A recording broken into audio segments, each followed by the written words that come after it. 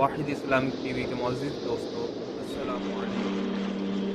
دوستو، آج کی یہ ویڈیو مولا کائنات شیر خدا حضرت علی علیہ السلام کی شہادت کے حوالے سے ہے۔ چلیے ویڈیو شروع کرتے ہیں۔ اگر آپ نے ہمارا چینل سبسکرائب نہیں کیا تو سب سے پہلے چینل کو سبسکرائب کر لیں اور بیل آئیکن کو بھی دبا دیں تاکہ آپ کو لیٹسٹ ویڈیو سب سے پہلے مل سکے۔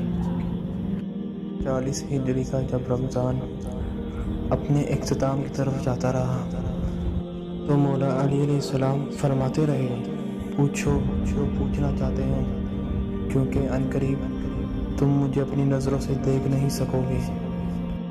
پھر بار بار روتے رہو گے اور کہو گے کہ کاش آج علی ہوتے تو ان سے ہم یہ سوال پوچھتے۔ اور پھر یوں مولا علی علیہ السلام اپنی بیٹیوں اور بیٹوں کے گھروں میں باری باری افطار کرتے رہے۔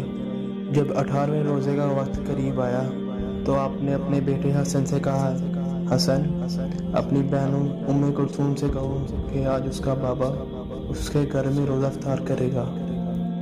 بی بی ام کلثوم حضرت علی علیہ السلام کے لیے دودھ، نمک اور جو کی روٹی کا اہتمام کرتی ہیں۔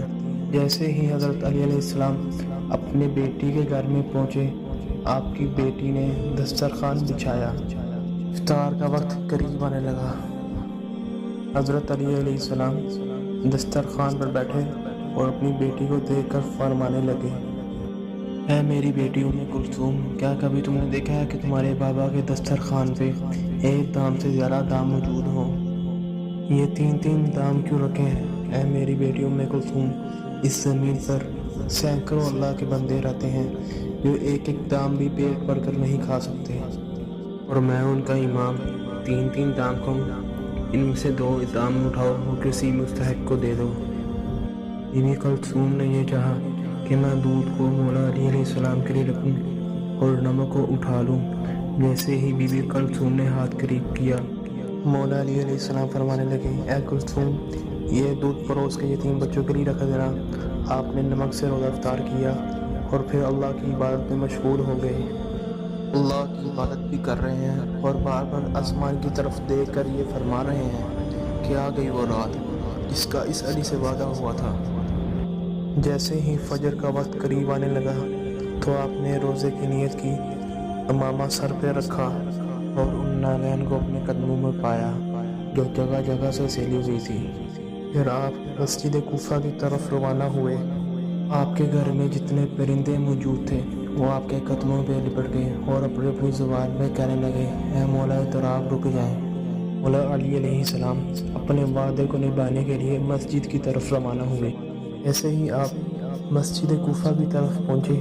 جو 2 انسان وہاں سوئے ہوئے تھے ان سب کو آپ نے جگایا۔ ان میں آپ کا قاتل عبد الرحمن ابن ملجم بھی تھا۔ اس نے جیسے ہی مولا کو دیکھا تو مولا نے فرمایا، فجر کے وقت اللہ کے گھر میں سونا اللہ کو پسند نہیں، اٹھو اور اپنے فعل کو انجام دو۔ یہ کہہ کر آپ اپنے محراب کی طرف روانہ ہوئے اور اذان دینے لگے۔ آپ کی آخری اذان جیسے ہی کوفے کی گلیوں میں پہنچی تو ایک گورام برپا ہو گیا اور کوئی کہنے لگا کہ آج یہ آسمان کا رخ کچھ عجیب لگ رہا ہے۔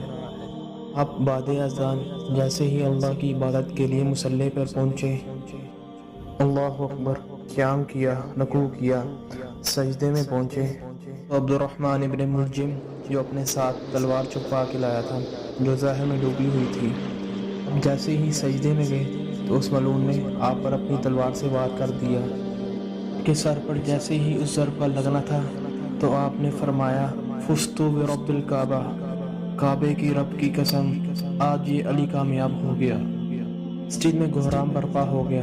آپ کے سر کے خون سے مسجد کا محراب رنگین ہو گیا، آسمان سرخ ہو گیا۔ اتنی دیر میں آپ کے چاہنے والوں نے آپ کے قاتل کو پکڑا اور کوئی چاہنے والا آپ کے لیے شہد کا شربت لے کر آیا۔ آپ نے جب اپنے قاتل کو دیکھا تو اس کے چہرے پر موت کا خوف تھا۔ آپ نے اپنے چاہنے والوں سے فرمایا، اے مجھ سے پیار کرنے والے، یہ شربت اس قاتل کو پلا، کیونکہ اس کے چہرے کا اثر مجھے یہ بتاتا ہے کہ اس شربت کی مجھ سے زیادہ اس کو ضرورت ہے۔ وہ سختی سے فرمانے لگے کہ کوئی بھی میرے قاتل کے ساتھ بدسلوکی نہ کرے، اور اگر میں اس ضرب سے شہید ہو جاؤں تو تو اس کو بھی ایک ہی ضرب لگانا، اگر وہ اس ضرب سے بچ جائے تو اس کو آزاد کر دینا، اگر وہ مر جائے تو میرے قاتل کے جسم کی بے حرمتی مت کرنا، اس کے کفن اور غسل کا اہتمام کرنا، اس کے جسم کے حصے نہ کاٹنا۔ میں نے اللہ کے رسول سے سنا ہے کہ جو انسان اس کے مرے ہوئے انسان کے جسم کے حصے کاٹتا ہے تو اللہ اس پر لعنت بھیجتا ہے۔ پھر آپ فرمانے لگے، حسن آؤ نماز پڑھو۔ امام حسن علیہ السلام نے نماز فجر پڑھائی، پھر آپ کو اپنے گھر کی طرف لے کر جانے لگے۔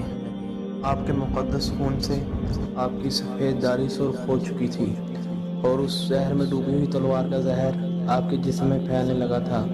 آپ کے چاہنے والے آپ کے ساتھ جب آپ کے گھر کے قریب پہنچے تو آپ نے عباس، حسن، حسین سے فرمایا کہ میرے چاہنے والوں کو یہیں سے واپس چل جائیں، کیونکہ میرے ضرب لگنے کی خبر میرے گھر والوں کو پہلے ہی مل چکی ہے۔ تو علی علیہ السلام جیسے ہی گھر پہنچے تو بی بی کلثوم اور بی بی زینب سلام اللہ علیہ یہ دیکھ کر رونے لگی اور ہر طرف گھر میں کوہرام برپا ہو گیا۔ آپ نے فرمایا، گھبراؤ نہیں، اللہ کے ہر کام میں کوئی نہ کوئی نصیحت ہی ہوتی ہے۔ بس آپ بستر بیماری پر آئے، طبیب نے دیکھا تو رو رو کر فرمانے لگا کہ امام علی علیہ السلام کے جسم مبارک میں زہر پھیل چکا ہے، جتنا ہو سکے امام علی علیہ السلام کو دودھ پلایا جائے۔ یہ بات جب کوفے کی گلیوں میں پہنچی تو ننھے ننھے یتیم بچے دودھ لے کر آپ کے دروازے پر پہنچے اور کہنے لگے، حسن، امام علی علیہ السلام کو دودھ پلائیں، ہم ایک دفعہ یتیم ہو گئے ہیں، دوبارہ نہیں ہونا چاہتے۔ آپ بستر بیماری پہ بھی اللہ کا ذکر کرتے رہے۔ جیسے ہی 19 رمضان کا دن گزرا اور 20 رمضان کی رات آئی تو آپ نے فرمایا کہ اب میرے حجرے میں کوئی بھی نہ آئے، کیونکہ اس دنیا کے جنات میری زیارت کو آنے ہیں۔ 20 رمضان کا دن طلوع ہوا تو آپ نے فرمایا، حسن، جاؤ میرے چاہنے والوں کو بلاؤ۔ جیسے ہی آپ کے چاہنے والے آپ کے قریب پہنچے تو وہ دیکھتے ہیں کہ آپ کے جسم میں زہر پھیلنے کی وجہ سے آپ کا چہرہ مبارک زرد ہو چکا ہے۔ آپ نے فرمایا، پوچھ لو، آج بھی علی تمہارے ساتھ ہے۔ میں زمین کے رستوں سے زیادہ آسمان کے رستے جانتا ہوں۔ جب مجھے تم اپنی آنکھوں سے نہیں دیکھ پاؤ گے تو بار بار پچھتاؤ گے کہ کاش ہم کچھ اور پوچھ لیتے۔ آپ کے عقیدت مند زار و قطار ہونے لگے۔ کسی نے آپ سے سوال کیا، کسی نے آپ سے جواب دیا اور کوئی آپ کی زیارت کرتا رہا۔ جب سارے لوگ چلے گئے تو آپ نے فرمایا، حسن، ہمارے خاندان کو جمع کرو۔ جب سارے خاندان کے افراد آ گئے تو آپ فرمانے لگے، اس خاندان کا وارث حسن ابن علی ہے۔